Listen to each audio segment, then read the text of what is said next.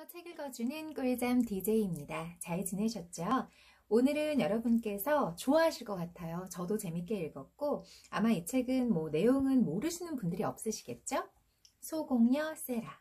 원제는 세라 이야기인데요. 오늘은 이 책을 읽어드리려고 가져왔습니다. 워낙에 내용은 이미 다 익히 아실 것 같아서 중간부터 읽어드리도록 할게요.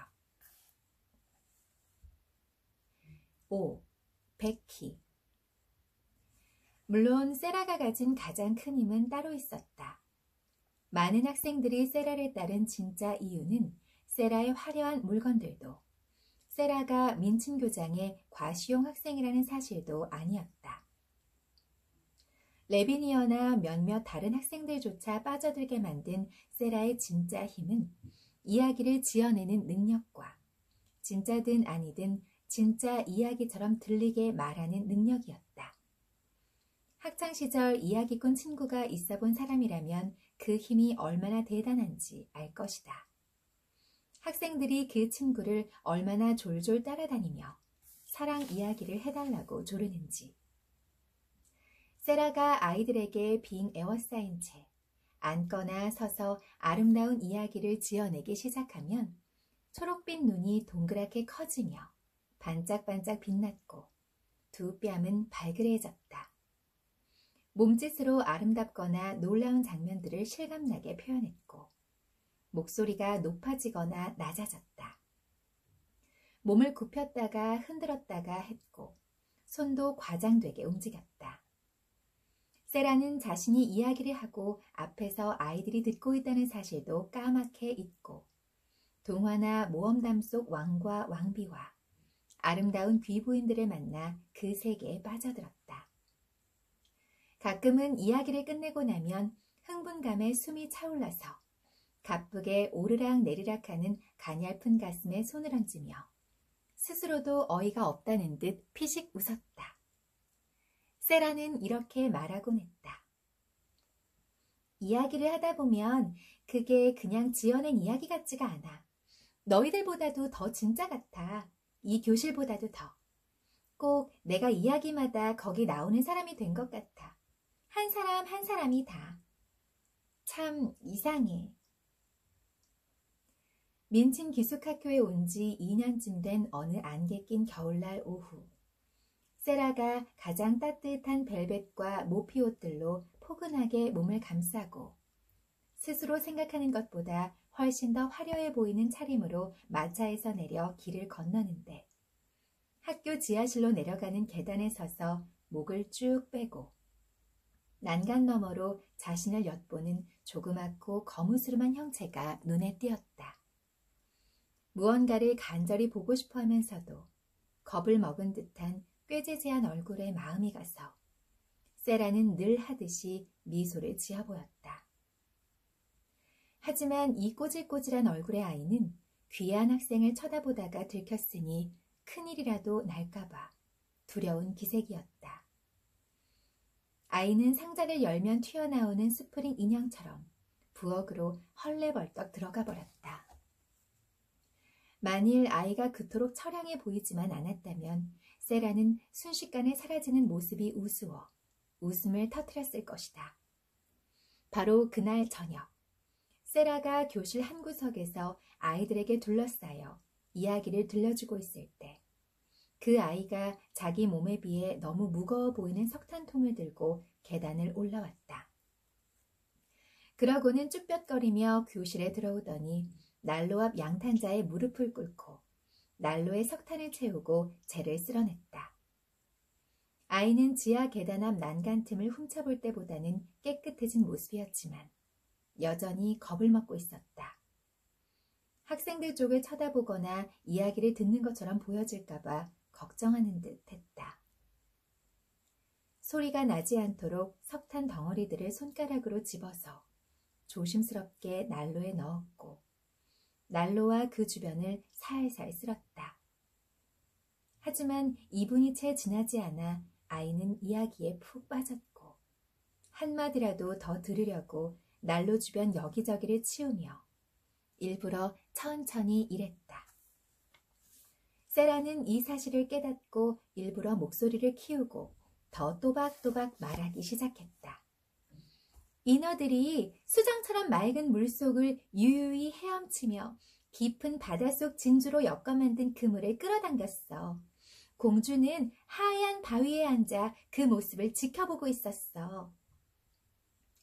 한 인어 왕자가 사랑한 공주가 바닷속 빛나는 동굴로 가서 왕자와 함께 살게 되었다는 아름다운 이야기였다. 난로 앞에 앉은 어린 하녀는 난로를 쓸고 또 쓸었다. 2번이나 쓸어낸 다음 1번을 더 쓸었다. 3번째로 난로를 쓸던 중에 이야기에 푹 빠져버린 나머지 아이는 마법에라도 걸린 듯 자신은 들을 권리가 없다는 사실을 깜빡 잊고 다른 일들도 전부 다 까맣게 잊고 말았다.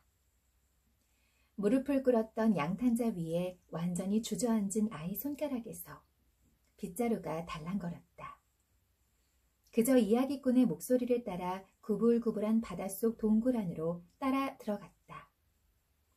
동굴은 맑고 은은한 푸른 빛으로 일렁였고 바닥이 깨끗한 금빛 모래로 덮여 있었다. 처음 보는 바닷속 꽃과 풀들이 주변에서 물결 따라 한들거렸고 저 멀리서 아련히 노랫소리가 울려 퍼졌다. 일 때문에 거칠어진 손에서 빗자루가 툭 떨어졌다. 레비니어 허버트가 뒤를 돌아보더니 큰 소리로 말했다. 저희가 듣고 있었잖아. 어린 하녀는 얼른 빗자루를 집어들고 허둥지둥 일어섰다. 그러고는 석탄통을 들고 겁에 질린 토끼처럼 허둥대며 교실에 빠져나갔다. 세라는 울컥 화가 치밀었다. 저 아이가 듣는 건 나도 알고 있었어. 왜? 저희는 들으면 안 돼? 레비니어는 아주 우아하게 고개를 치켜들었다. 글쎄, 네가 하녀에게 이야기 들려주는 걸 네 엄마는 좋아하실지 어떨지 모르겠지만 우리 엄마는 내가 그러는 거 안 좋아하실 거야. 세라가 묘한 표정을 지으며 말했다. 우리 엄마? 조금도 뭐라 하지 않으실 거야. 엄마는 이야기를 누구나 들어도 된다는 걸 알고 계시니까. 레비니어가 아픈 곳을 찌르듯 톡 쏘아붙였다. 난 너희 엄마가 돌아가신 줄 알았는데 그런 걸 어떻게 안다는 거야? 우리 엄마가 그 정도도 모르실 것 같니? 작지만 근엄한 목소리였다. 가끔 세라는 이처럼 꽤나 근엄한 목소리를 냈다. 로티가 거들고 나섰다. 세라네 엄마는 모든 걸 다 알아. 우리 엄마도 그래. 이 학교에서는 세라가 우리 엄마지만 진짜 엄마는 다 안다고. 거리마다 반짝반짝 빛이 나고 거긴 백합 꽃밭도 끝없이 펼쳐져 있어. 누구나 다 꽃을 한 알음씩 가져온댔어. 나 잠들 때 세라 엄마가 이야기해주는 거야. 얘 앙큼한 것 좀 봐. 천국을 가지고 동화 이야기를 지어내다니. 레비니어가 세라를 돌아보았다. 세라가 되받아쳤다. 계시록을 보면 그보다 훨씬 더 멋진 이야기들이 많아. 한번 봐. 보면 알아.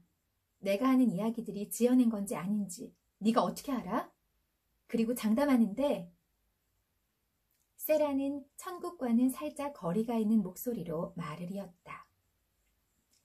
사람들한테 좀 더 친절하게 굴지 않으면 넌 그 이야기들이 진짜인지 아닌지 영영 알 길이 없을 거야. 로티, 가자. 세라는 씩씩하게 교실을 걸어나가며 어린 하녀가 다시 눈에 띄기를 바랬지만 그 아이는 이미 흔적조차 찾을 수가 없었다.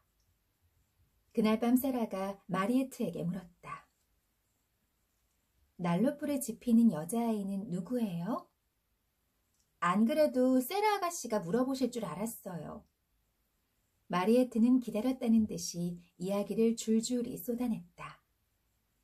의지할 곳 하나 없는 아이라서 얼마 전에 부엌대기로 들어왔는데 부엌일 말고도 안 하는 일이 없다고 했다. 세라는 탁자 옆에 턱을 괴고 앉아 마리에트의 말들을 주의 깊게 들었다. 이름은 뭐예요? 베키였다. 마리에트가 들었는데 아래층 사람들이 5분이 멀다 하고 하루 종일 베키 이것 좀 해, 베키 저것 좀 해 하고 부르더라는 것이었다. 세라는 마리에트가 방을 나간 뒤에도 그대로 앉아 난로불을 들여다보며 한동안 곰곰이 베키를 생각했다. 베키를 구박받는 주인공으로 삼아 이야기도 지어보았다. 한 번도 배불리 먹어본 적 없는 모습이었다. 눈빛만으로도 굶주림이 느껴졌다. 세라는 베키를 다시 만나고 싶었다. 그러나 베키를 볼 때마다 짐을 들고 계단을 오르내리는 모습이 너무 힘들고 바빠 보였고 누가 볼세라 조심하는 눈치여서 말을 걸 수가 없었다. 몇 주 뒤, 그날도 안개가 낀 어느 오후였다. 방으로 들어간 세라는 거실에서 몹시 애처로운 장면과 마주했다. 세라가 특히 아끼는 안락의자가 환히 타오르는 벽난로 앞에 놓여있고 그 의자에 베키가 콧등과 앞치마 군데군데 석탄 얼룩을 묻히고 곤히 잠들어 있었다. 두건은 벗겨져서 절반만 머리에 걸쳐져 있고 빈 석탄통은 옆 바닥에 뒹굴었다. 어린 몸으로 힘든 일을 견디다 못해 지쳐 골아 떨어진 듯 했다. 그날 베키는 학생들의 침실을 정리했다. 방이 워낙 많아서 하루 종일 뛰어다녔다. 세라의 방은 맨 마지막 순서로 밀어두었는데 다른 방들과는 달라서였다. 평범한 학생들은 꼭 필요한 물건들만 들여놓는데 만족해야 했다. 세라의 방도 사실 그저 밝고 예쁘게 꾸몄을 뿐이었지만 부엌대기에게는 화려하고 신기한 것들 천지였다. 사진과 책이 많았고 인도에서 가져온 신기한 물건들도 있었다. 소파와 안락의자도 있었다. 에밀리는 자기 의자에 앉아 이 방을 관장하는 여신의 자태를 뽐냈고 불이 꺼지지 않는 벽난로는 윤히 반지르르 흘렀다. 이날 오후 베키가 의자에 앉았을 때 작은 다리에 쿡쿡 쑤시는 통증 대신 편안함이 퍼지면서 어찌나 기분 좋고 황홀하던지 온 몸의 피로가 가라앉는 것 같았다. 벽난로에서 타오르는 불빛은 따뜻하고 아늑한 기운으로 마치 마법처럼 온몸을 감쌌다. 빨갛게 달구어진 석탄을 들여다보던 베키는 저도 모르게 꼬질꼬질한 얼굴에 서서히 지친 미소를 그리며 꾸벅꾸벅 졸았고 이내 스르르 눈을 감고 깊은 잠에 골아떨어졌다. 사실 세라가 들어온 건 고작 10여 분 후였지만 베키는 잠자는 숲속의 공주처럼 100년은 그러고 있었던 것처럼 깊은 잠에 빠져들었다. 물론 가엾게도 베키는 잠자는 숲속의 공주처럼은 전혀 보이지 않았다. 그저 초라하고 왜소하며 녹초가 되어 쓰러진 어린 부엌대기로 보일 뿐이었다. 세라는 막 무용 수업을 받고 온 참이었다. 무용 선생님이 오시는 이 오후 시간은 매주 한 번이라서 기숙학교의 대대적인 행사처럼 치러졌다. 학생들은 제일 좋은 원피스를 차려입었고 마리에트는 특히 춤을 잘 추는 세라가 거의 매번 앞으로 불려나가는 만큼 최대한 하늘거리고 세련된 옷을 입히라는 지시를 받고 있었다. 세라는 방으로 들어갈 때도 나비처럼 사뿐사뿐 걸어 들어갔다. 거기에 머리에 반쯤 흘러내린 두건을 매달고 꾸벅꾸벅 조는 베키가 있었다. 세라가 나지막이 탄성을 질렀다. 어머, 가여워라. 세라는 아이가 지저분한 행색으로 자기가 아끼는 의자를 차지하고 앉았다고 짜증을 내지 않았다. 오히려 그곳에서 베키를 보게 되어 기뻤다. 구박받는 이야기 속 주인공이 잠에서 깨어나면 이야기를 나눌 기회가 생길 터였다. 세라는 살금살금 다가가 옆에 서서 베키를 바라보았다. 베키는 가볍게 코를 골았다. 이 애가 스스로 깨어나면 좋겠어. 난 깨우기 싫은데. 그렇지만 민친 선생님이 보면 화를 내실 거야. 몇 분만 기다려봐야지. 세라는 탁자 모서리에 걸터 앉아 장밋빛으로 감싸인 가냘픈 다리를 흔들면서 어떻게 하면 좋을지 생각했다. 아멜리아 선생이 언제 들어와 볼지 몰랐고 만약 그렇게 되면 베키는 영락없이 꾸중을 들을 것이다. 하지만 이 아이는 너무 지쳤어. 너무 지쳐있다고. 바로 그 순간 활활 타오르던 석탄 조각 하나가 세라의 고민을 대신 해결해 주었다. 커다란 석탄 덩어리가 깨지며 떨어져 나온 조각 하나가 난로망 위로 굴러 떨어졌고 그 소리에 베키가 화들짝 놀라서 눈을 번쩍 떴다. 가엾게도 아이는 겁에 질려 숨도 제대로 내쉬지 못했다. 잠깐 의자에 앉아서 아름다운 불길을 감상했을 뿐인데 어찌된 영문인지 갑자기 저 대단한 학생이 장밋빛 요정 같은 모습으로 바로 앞 탁자에 걸터 앉아 자신을 흥미롭다는 듯이 바라보고 있었다. 베키가 허둥지둥 일어나자 두건이 귀에서 달랑거렸다. 아이는 울상이 되어서 두건을 똑바로 쓰려고 안간힘을 썼다. 아, 큰일 났다. 이제 된통 당하겠네. 주제넘게 귀한 아가씨의 의자 위에서 잠이 들다니. 이제 품삯도 못 받고 쫓겨나겠구나. 베키는 숨이 넘어가도록 흐느껴 우는 소리를 내며 더듬더듬 말했다. 아이고 아가씨, 용서해 주세요. 아가씨, 제발요, 아가씨. 세라는 탁자에서 폴짝 뛰어내려 베키에게 좀 더 가까이 다가섰다. 그리고 교실에서 다른 또래 친구들을 대하던 태도와 다름없이 말했다. 겁내지 마. 아무 일도 아닌데 뭐. 일부러 그런 게 아니에요, 아가씨. 난로불이 따뜻해서 제가 너무 피곤해서 그만. 절대로 주저넘게 굴려던 게 아니에요. 세라가 풋 하고 스스럼 없이 웃으며 베키의 어깨에 한 손을 얹었다. 피곤했잖아. 그건 너도 어쩔 수 없으니까. 아직도 잠이 덜 깬 것 같아. 가여운 베키가 멍하니 세라를 쳐다보았다. 베키는 이제껏 어느 누구에게서도 그렇게 친절하고 다정한 목소리를 들어본 적이 없었다. 명령을 받고 혼나고 귀싸대기를 얻어맞는 게 더 익숙했다. 그런데 장밋빛 광채에 휩싸인 이 아이는 마치 자신이 죄인이 아니라는 듯이 자신도 피곤할 권리가 있고 심지어 골아 떨어져도 괜찮다는 듯이 쳐다보고 있었다.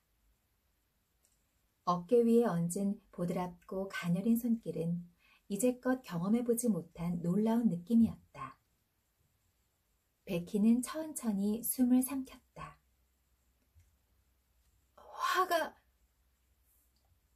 화가 나지 않으세요, 아가씨? 교장 선생님한테 이르지 않으실 거예요? 아니야, 당연히 안 이르지. 세라가 또박또박 말했다. 석탄가루가 얼룩덜룩한 얼굴에 불안한 두려움이 엿보이자 세라는 베키가 많이 가여웠다. 문득 또다시 특이한 생각 하나가 머리에 떠올랐다. 세라가 베키의 뺨에 손을 얹으며 말했다. 있지, 우린 똑같아. 나도 너처럼 어린 아이일 뿐이야. 내가 네가 아니고 네가 내가 아닌 건 그냥 우연히 일어난 사고 같은 거야. 베키는 전혀 알아들을 수가 없었다. 베키의 머리로는 그토록 놀라운 생각을 도무지 이해할 수가 없었다. 사고란 마차에 치이거나 사다리에서 떨어져서 병원에 실려가는 화를 당하는 일이 아닌가. 베키가 가볍게 떨며 공손히 물었다. 사고라고요, 아가씨? 사고요? 그래. 세라는 꿈꾸는 눈으로 베키를 바라보았다. 그러나 다음 순간 세라는 말머리를 돌렸다.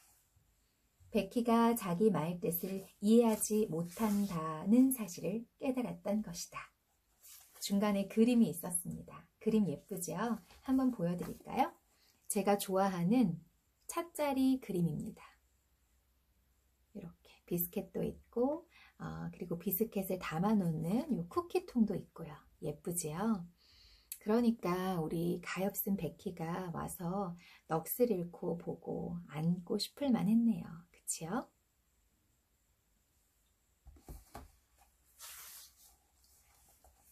다른 일은 다 끝났어? 여기서 좀 더 있어도 되겠어? 베키는 다시 한번 숨이 멎을 뻔했다. 여기요? 아가씨, 제가요? 세라가 문 쪽으로 달려가서 문을 열고 밖을 내다보며 무슨 소리가 들리는지 가만히 들었다. 근처에 아무도 없어. 다른 침실 청소까지 마쳤으면 여기 잠깐 더 있어. 혹시 케이크도 좋아하면 한 조각 먹고. 그로부터 10여 분 동안 베키는 현실이 아닌 것만 같은 시간을 보냈다. 세라가 벽장을 열어 베키에게 두툼한 케이크를 한 조각 내주었다. 그리고 베키가 케이크를 우적우적 맛있게 먹는 모습에 몹시 기뻐했다. 세라가 말하고 질문하고 웃음을 터뜨리는 사이 베키도 차츰 두려움이 잦아들어 나중에는 한두 차례 용기를 끌어모아 질문을 던질 마음까지 났는데 정말 그래도 될까 하는 생각도 들었다. 그게... 베키는 장밋빛 원피스를 브라운 눈으로 바라보며 용기를 내어 입을 뗐다. 귀옛말을 하듯이 작은 목소리였다. 그게 제일 좋은 거예요? 무용복은 이거 말고도 여러 벌 있어. 난 이 옷이 마음에 들어. 넌 별로야?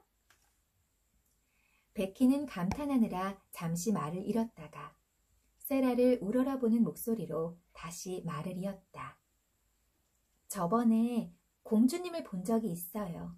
코벤트 가든 밖 길가에 사람들이 모여 있는데 저도 같이 서서 높은 분들이 오페라 극장에 들어가는 걸 구경했거든요. 그때 누가 들어가는데 사람들이 전부 다 쳐다보더라고요. 그러면서 자기들끼리 저분이 공주님이셔 그러대요. 그분은 다 큰 아가씨인데도 온통 분홍색이었어요. 드레스랑 망토랑 또 꽃이랑 전부 다요. 제가 저 의자에 앉아서 그때 공주님을 뵀을 때 모습을 생각해 봤는데요. 아가씨는 공주님이랑 닮았어요. 세라는 생각에 잠긴 목소리로 대답했다. 난 공주가 되고 싶다는 생각을 자주 했어. 공주가 되면 어떤 느낌일까 궁금해. 이제부터 내가 공주인 척 상상해 볼래. 베키는 감탄스러운 눈으로 세라를 바라보았지만 역시나 무슨 뜻인지는 조금도 이해하지 못했다. 베키는 그저 숭배와 다르지 않은 마음으로 세라를 바라볼 뿐이었다. 혼자 생각에 잠겨있던 세라가 이내 사색에서 깨어나며 베키에게 물었다. 베키, 교실에서 이야기 듣고 있지 않았어? 베키는 흠칫 놀랐지만 솔직히 인정했다. 네, 아가씨. 그러면 안 되는 줄은 알았는데 너무 아름다운 이야기라서 저도 모르게 들었어요. 나는 네가 그 이야기를 들어줘서 좋았어. 이야기를 하는 사람은 이야기를 듣고 싶어하는 사람에게 해줄 때가 제일 좋거든. 왜 그런 건지는 나도 잘 설명하지 못하겠어. 그 뒷이야기가 궁금하지 않아? 베키는 또다시 숨이 멎을 뻔했다. 제가 그 얘기를 듣는다고요? 학생들처럼요, 아가씨? 왕자님 얘기랑 머리에 별을 단 작고 하얀 아기 인어들이 웃으면서 헤엄쳐 돌아다니는 얘기랑 전부 다요? 세라가 고개를 끄덕였다. 지금은 시간이 없으니까 안 되겠지. 이렇게 하자. 앞으로 내 방을 정리하러 오는 시간을 알려주면 그 시간에 내가 여기서 기다리고 있다가 매일 조금씩 이야기를 들려줄게. 끝까지 말이야. 정말 아름답고 긴 이야기인데 할 때마다 내가 이야기를 조금씩 더 보태기도 하거든. 베키가 간절한 듯 숨소리처럼 나직이 말했다. 그럼 석탄통이 아무리 무거워도, 아니, 요리사가 제게 아무리 뭘 많이 시켜도 괜찮을 것 같아요. 얘기를 들을 수 있다고 생각하면요. 들을 수 있어. 내가 전부 다 들려줄게. 아래층으로 내려간 베키는 석탄통 무게에 짓눌려 비틀거리던 예전의 베키가 아니었다. 주머니에 케이크 한 조각이 따로 들어있었지만 이미 배가 부르고 따뜻했다. 그런데 그건 케이크를 먹고 난로불을 쬐서 그런 것만은 아니었다. 다른 무언가가 베키를 따뜻하고 배부르게 했다. 바로 세라였다. 베키가 나간 뒤 세라는 탁자 끝에 좋아하는 위치에 걸터 앉았다. 의자에 발을 올리고 무릎으로 팔꿈치를 받친 채 두 손으로 턱을 괜 자세로 중얼거렸다. 만일 내가 공주였다면, 진짜 공주였다면 사람들에게 아낌없이 베풀 수 있을 텐데. 그렇지만 상상 속의 공주밖에 안 된데도 사람들을 위해 작은 애들을 만들어낼 수 있어. 이렇게 말이야. 베키는 이게 큰 선물이라도 되는 것처럼 기뻐했어. 나는 사람들이 좋아하는 일을 하면서 많은 걸 베풀고 있다고 상상하겠어. 그래, 나는 아낌없이 베풀고 있는 거야. 6. 다이아몬드 광산. 그로부터 얼마 지나지 않아 아주 흥미진진한 일이 일어났다. 세라뿐 아니라 온 학교가 흥분에 휩싸여서 몇 주가 흘러도 온통 그 이야기뿐이었다. 크루 대위의 편지 이야기였다. 어느 날 느닷없이 대위의 학교 동창이 인도로 찾아와서는 자신이 소유한 넓은 땅에서 다이아몬드가 발견되어서 광산 채굴을 준비하고 있다고 말했다. 일이 예상대로만 착착 진행되면 생각만 해도 아찔할 정도의 재산을 거머쥐게 될 텐데, 친한 친구인 대위를 아끼는 마음에 이 어마어마한 행운을 나누어 갖자며 동업자 제안을 했다는 것이다. 여기까지가 아버지의 편지를 읽고 세라가 알게 된 내용이었다. 사실 다른 사업 계획이었다면 아무리 거창해도 학생들의 흥미를 끌지 못했을 텐데, 다이아몬드 광산은 마치 아라비안 나이트에나 나올 법한 이야기로 들리니까 무심히 넘기기가 힘들었다. 세라도 광산 이야기에 무척 마음이 끌려서 어민가드와 로티에게 땅속 깊이 미로 같은 길이 구불구불 들어가는 광산 그림까지 그려서 보여주었다. 어민가드는 잔뜩 들떴고 로티는 밤마다 또 이야기해달라고 졸랐다. 레비니어는 잔뜩 심술이 나서 제시에게 자기는 다이아몬드 광산 같은 게 존재한다는 말은 안 믿는다고 했다. 우리 엄마 다이아몬드 반지값이 40파운드나 되거든? 큰 것도 아닌데 그렇다니까. 그러니 세상에 다이아몬드가 가득한 광산 같은 게 있다면 그걸 가진 사람은 어처구니 없을 정도로 부자겠지. 제시가 키득거렸다. 혹시 모르지, 세라가 그런 어처구니 없는 부자가 될는지. 레비니어가 콧방귀를 뀌었다. 그 애는 지금도 어처구니 없어. 넌 그 애를 너무 싫어하는 것 같아.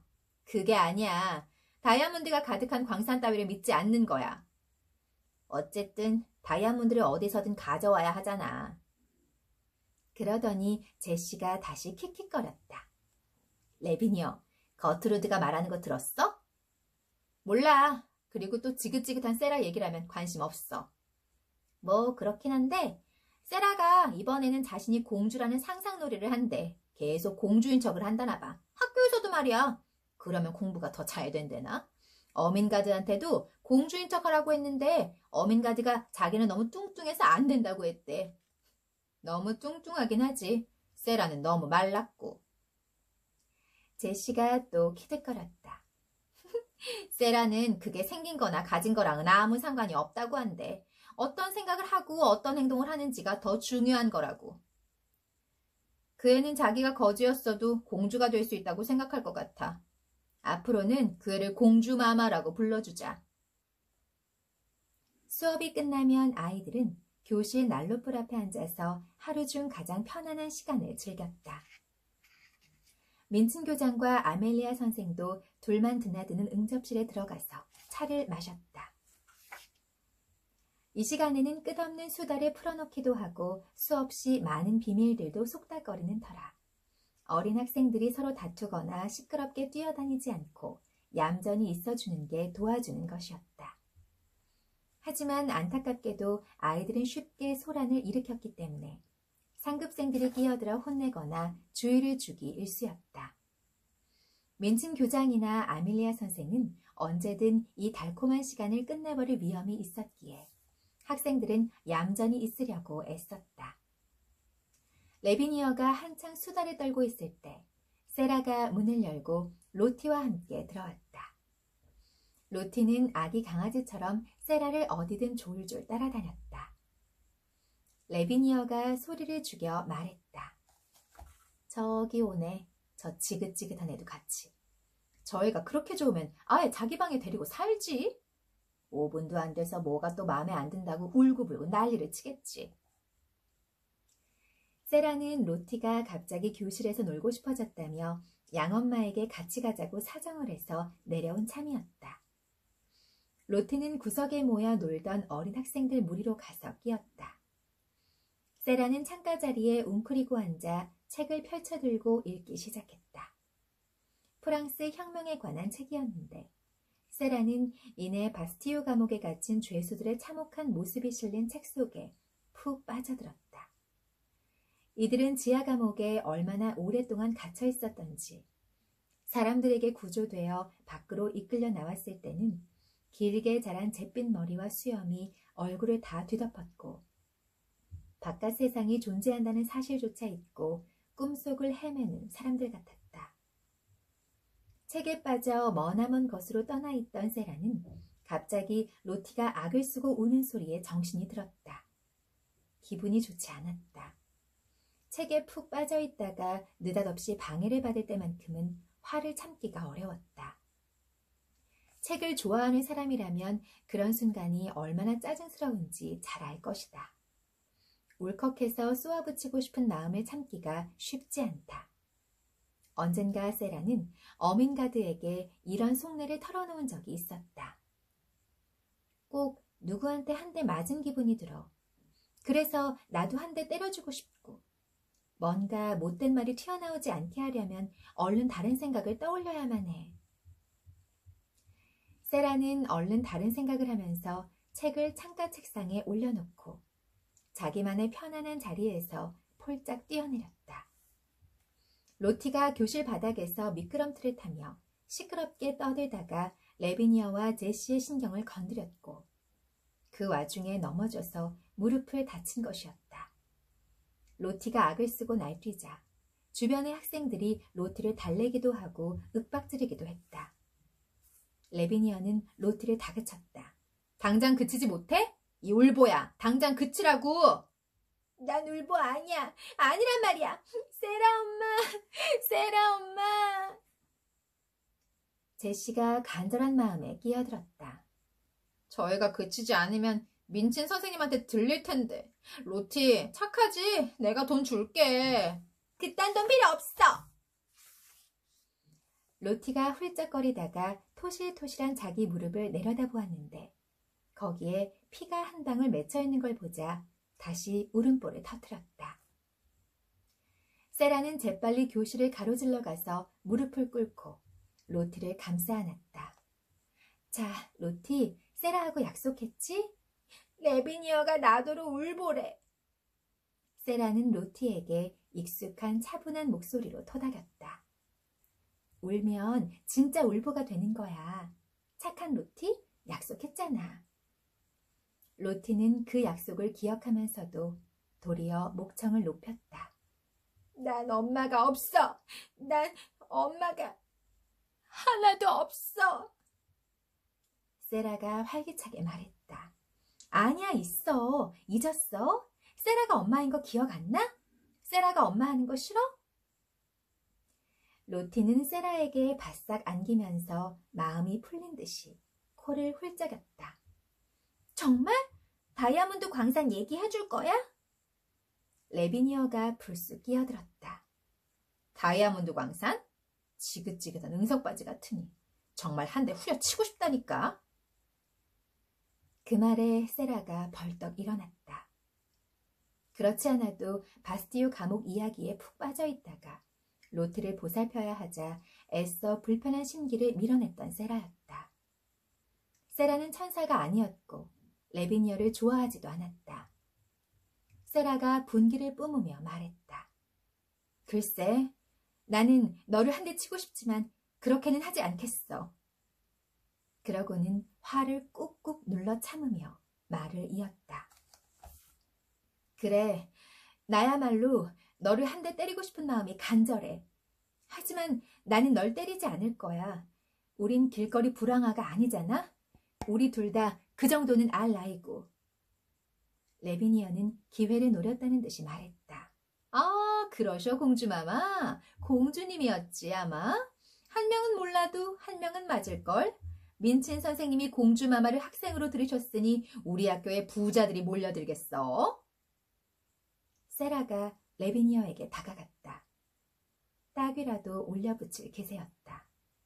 정말로 그럴 작전이었는지도 몰랐다. 상상놀이는 세라에게 삶의 기쁨이었다. 세라는 친하지 않은 아이들 앞에서는 그 이야기를 꺼내지 않았다. 공주인 척하는 새로운 상상놀이는 세라에게 매우 소중한 것이어서 겉으로 드러나자 부끄럽기도 하고 민감하게 와닿았다. 비밀로 간직하려고 했던 놀이를 레비니어가 거의 전교생이 모인 자리에서 비아냥거린 것이다. 온 몸의 피가 얼굴로 쏠려 귀까지 먹먹해지는 느낌이었다. 세라는 가까스로 자제하고 감정을 억눌렀다. 공주는 버럭 화를 내지 않아.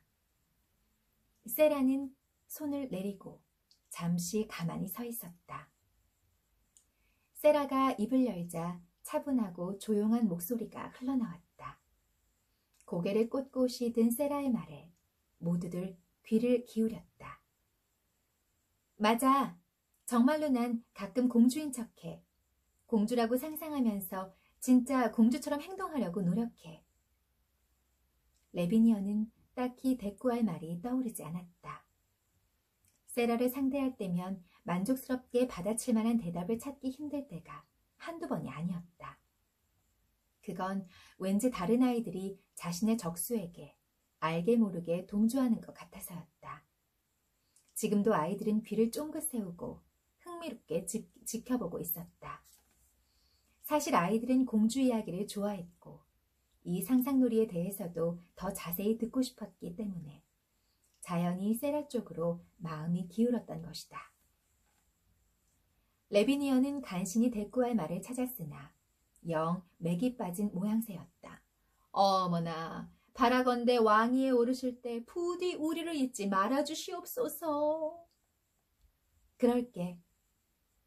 세라는 이 한마디만 하고 입을 닫았지만 자리를 뜨지 않고 가만히 서서 제시의 팔짱을 끼고 돌아서서 가는 레비니어를 끝까지 바라보았다. 그 후로 세라를 시샘하는 아이들은 세라를 헐뜯고 싶을 때마다 세라 공주라고 불렀고 세라를 좋아하는 아이들은 자기들끼리 애정을 담아 세라 공주라고 불렀다. 베키가 볼 때는 세라에게 그보다 더 잘 어울리는 말이 없었다. 어느 안개 낀 오후 세라의 안락의자에서 잠들었다가 벌떡 깼던 날 이래로 두 사람은 점점 더 가깝고 친한 사이가 되었는데 당연히 민친 교장과 아멜리아 선생은 그 사실을 알지 못했다. 세라가 부엌대기 아이에게 친절하다는 정도는 알았지만 위층 방들의 정리정돈을 번개처럼 끝낸 베키가 세라의 거실에 가서 무거운 석탄통을 내려놓고 즐거운 탄성을 삼키며 아슬아슬하지만 환희에 찬 시간을 보낸다는 건 까맣게 몰랐다. 그때마다 세라는 이야기를 조금씩 나눠서 들려주고 베키에게 배를 채울 만한 음식들을 꺼내 먹이거나 다락방 자기 방에 올라가서 밤에 꺼내 먹게끔 주머니에 먹을 것을 급하게 챙겨 넣어 주었다. 한 번은 베키가 말했다.